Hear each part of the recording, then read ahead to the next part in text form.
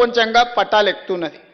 ఇప్పుడు మళ్ళా ఏదైనా అవతల కడుపు మంటతోని అసూయతోనో విషం నింపుకొని ఆలోచనలతోని కొన్ని తప్పుడు మాటలు తప్పుడు ఆలోచనలు చెప్పి అట్లెందుకు చేయరు ఇట్లెందుకు చేయరు ఇప్పుడు చేయాలి కదా అప్పుడు చేయాలి కదా 10 ఏళ్ళు చేయలేనోడంట వచ్చి మనకు చెప్తున్నాడు. నేను వరంగల్ ఆయన చెప్పుడు చూడాలిగా ఆయన బాధ దుఃఖం ఆవేదన అధికారం కోల్పోయినని ఎట్లున్నదో చూసిరు కదా. గంత విషం ఉంటుందా 40 ఏళ్ళు అధికారం అనుభవించినోనికి ఎంత విషం కక్కుతున్నాడు. కడుపు నిండా విషమే ఇంకో ఆలోచనే లేదు.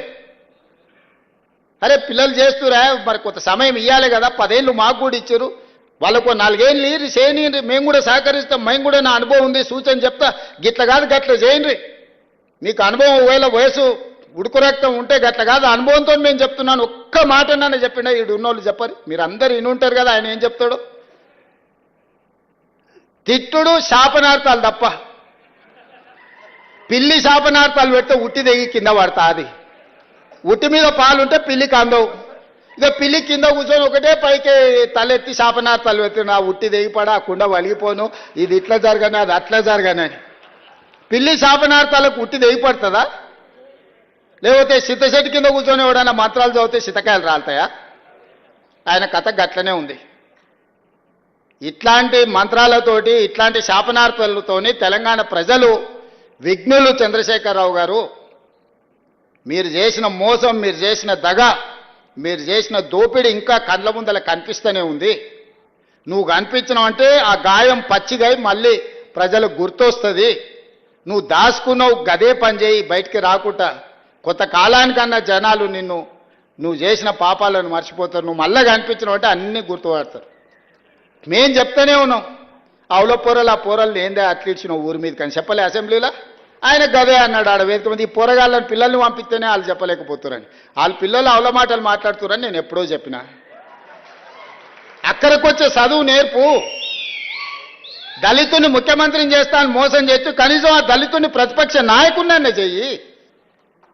కనీసము అప్పుడు చేసిన మోపాలు కొన్నైనా గడుక్కో అంతే తప్ప ఆయన మాటలల్లా మళ్ళీ ముసుగు తోడుకొని రావాలనే ప్రయత్నం చేస్తుండు.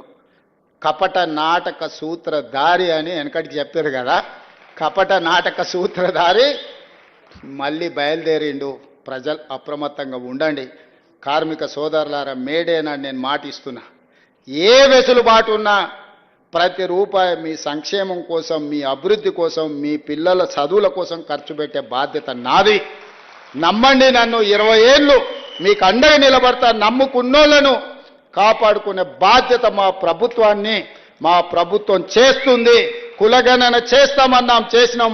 ఎస్సీ వర్గీకరణ చేస్తా అన్నాం చేసినాం. ఉద్యోగాలు ఇస్తా అన్నాం ఇచ్చినాం. సన్న బియ్యం ఇచ్చినాం.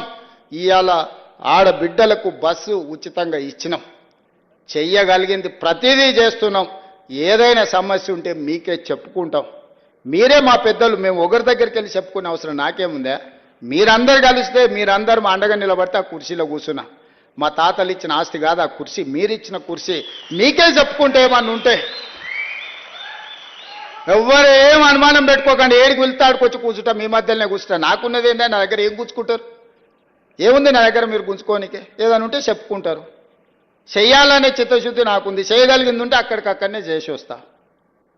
అందుకే ఈ ప్రభుత్వం మీది మంచిగా నడుపుకుందాం. వాడో వీడో మన మీద విషపు సూపులతోటి అంటారు కదా కళ్ళల్లో ఏదో ఉన్నదని అట్లాంటి కళ్ళల్లో పెట్టుకొని కొంతమంది మన ప్రభుత్వాన్ని దెబ్బతీయాలను మన ప్రతిష్టను ఇవాళ భంగం కలిగించాలని చూస్తారు. కేంద్ర ప్రభుత్వానికి కూడా తెలంగాణ మోడల్ తప్పలేదు. తెలంగాణ మోడలే ఈరోజు కేంద్ర ప్రభుత్వం తీసుకోవాల్సి వచ్చింది. తెలంగాణని ఈ దేశానికి రోల్ మోడల్ అని చెప్పి నేను చెప్పదలుచుకున్నా. అందులో మీరే భాగస్వామి. రేపు వచ్చే మన గిగ్ వర్కర్స్ పాలసీ ఈ దేశానికే రోల్ మోడల్ అవుతుందని నేను చెప్పదలుచుకున్నా. కార్మిక చట్టాలను సవరించి కార్మికులకు రక్షణ కల్పించి కార్మికులను ఆదుకునే విధానాన్ని ఎప్పుడైతే తెలంగాణ రాష్ట్రం తెస్తుందో అది తెలంగాణకి మోడల్ అవుతుంది. కేటగరైజేషన్లో మనమే నెంబర్ 1, కులగణనలో మనమే నెంబర్ 1, గిగ్ వర్కర్స్ పాలసీలో మనమే నెంబర్ 1, ఆర్టీసీ బిడ్డలకు ఉచిత బస్సులో మనమే నెంబర్ 1, ఈ రాష్ట్రంలో శాంతి భద్రతలను కాపాడడంలో దేశంలోనే మనమే నెంబర్ 1, నిత్యావసర వస్తువుల ధరలను నియంత్రించడంలో మనమే నెంబర్ 1, నిరుద్యోగ సమస్యను పరిష్కరించడంలో మనమే number 1. Telangana is number 1, Telangana is rising తెలంగాణని ఎవడు ఆపలేడు. ఎవడైనా ఆపాలనుకుంటే వాళ్ళ కాళ్ళు, వాళ్ళ కళ్ళు, వాళ్ళ చేతులు కాలిపోతాయని తెలియజేస్తూ మీ అందరి దగ్గర సెలవు తీసుకుంటున్నా.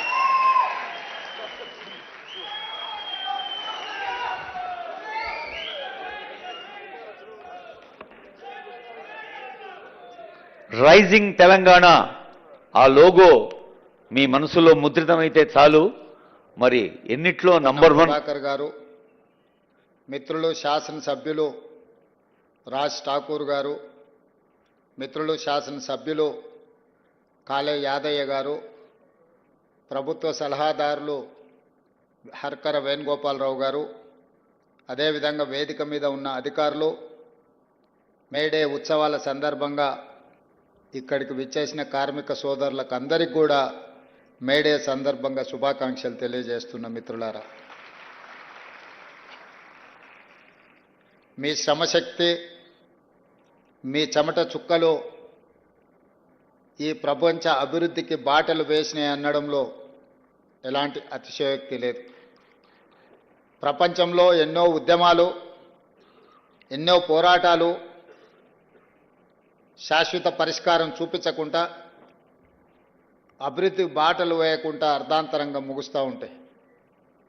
కానీ 139 సంవత్సరాల క్రితం చికాగోలో మొదలైన ప్రపంచ కార్మికులారా ఏకం కండి, పోరాడితే పోయేదేమీ లేదు, బానిస సంఖ్యలు తప్ప అని కార్ల్ మార్క్స్ పిలుపును తీసుకొని అక్కడ మొదలైన పోరాటం ప్రపంచ కార్మికులను ఏకం చేసి ప్రపంచంలో మే 1 తారీఖు కార్మిక దినోత్సవంగా జరుపుకొని కార్మికుల సమస్యలనే కాదు, కార్మిక శ్రమశక్తిని, కార్మికుల యొక్క త్యాగాలను చర్చించుకోవడానికి ఈ సందర్భాన్ని, కార్యక్రమాన్ని ప్రపంచవ్యాప్తంగా వినియోగించుకుంటున్నాం.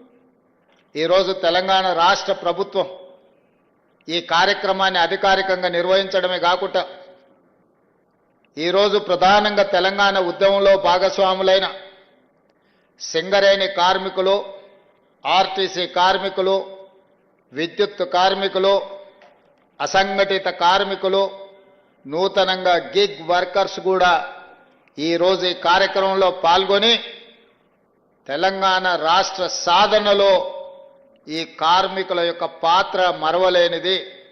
తెలంగాణ రాష్ట్ర సాధనలో మీ ప్రయత్నాలను గుర్తు చేసుకునే సందర్భం ఇదని చెప్పి నేను తెలియజేయదలుచుకున్నా.